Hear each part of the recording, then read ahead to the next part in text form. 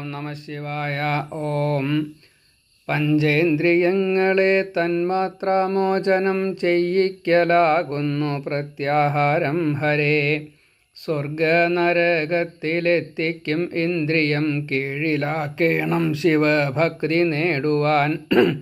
ജ്ഞാനവൈരാഗ്യം കൊണ്ടല്ലാതെ ഇന്ദ്രിയം കീഴ്പ്പെടില്ല. വേദപാഠങ്ങൾ ചെയ്കിലും ആഹാരശുദ്ധിയും സത്സംഗവും നരർ ചിത്തശുദ്ധി നേടാൻ സ്വീകരിച്ചിടണം. മനസ്സിന് സമാധാനം കിട്ടാൻ പ്രത്യാഹാരം എന്ന അത് ചെയ്യുക.